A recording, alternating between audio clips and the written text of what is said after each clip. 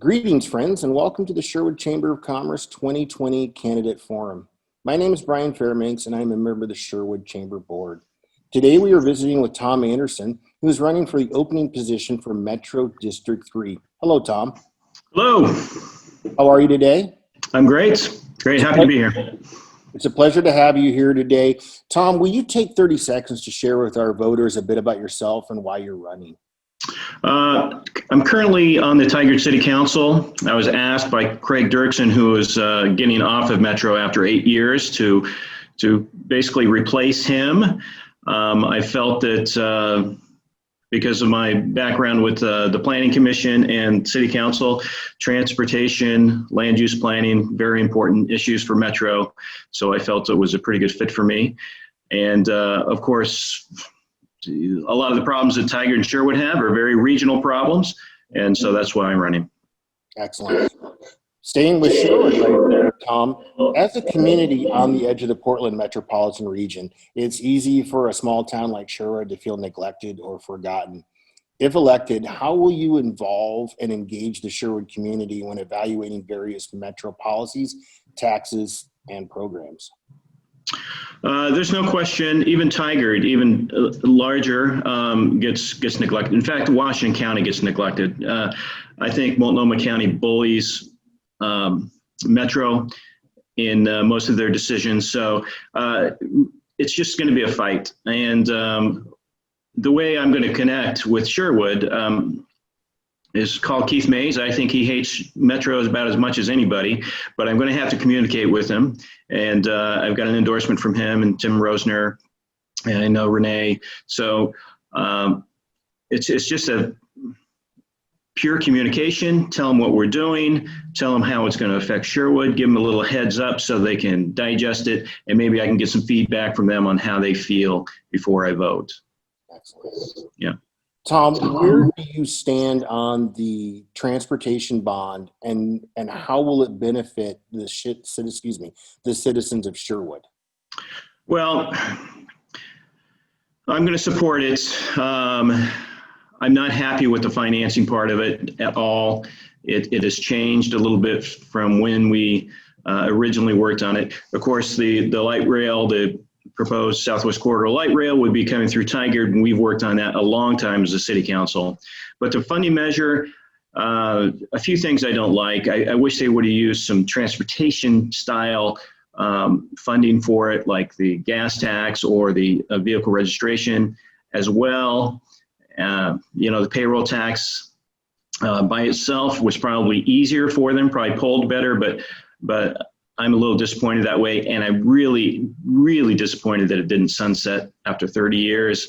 It's right now it's just continually going on. So hopefully, if I get on there, I'll fight for that and try to get that sunset after things are paid off. Thank you.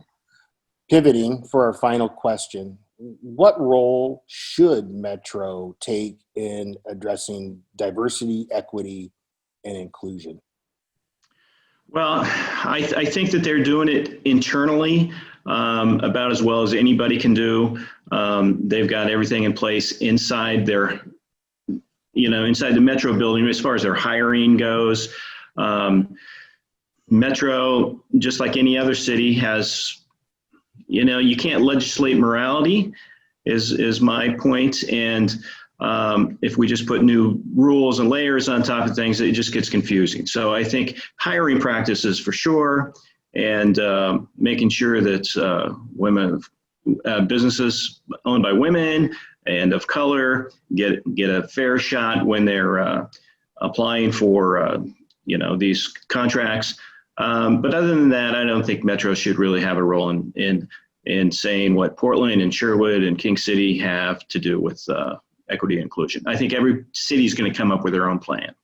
Thank you. Yeah. We would like to now give you the time, Tom, to discuss two topics that are important to you. You will have up to 2 minutes per topic. Go ahead, please. Well, I guess the urban growth boundary would be one. It's near and dear to Sherwood. It's eventually going to come out to your neck of the woods. Tigard is expanding, King City is expanding that corner of Beaverton and Washington County, and Sherwood eventually. So I want to make sure that Sherwood is ready and it's not forced on them too soon. I know that that's a beautiful high school, absolutely beautiful high school. And I know that they've got a bond to pay down on that before they're ready. So Sherwood is going to be mentioned, I know, probably in the next round. I'm not sure if they're ready, and if they're not, then I'm going to say, hey, let's back off. Let's look at some other areas. Do you have a second topic you'd like to discuss? A second topic, just the fact that I am experienced and elected leader, and I do know the people in the county, and we'll be happy to communicate that. The difference between me and my opponent is that I do have that elected official experience, and I have, we had to raise taxes.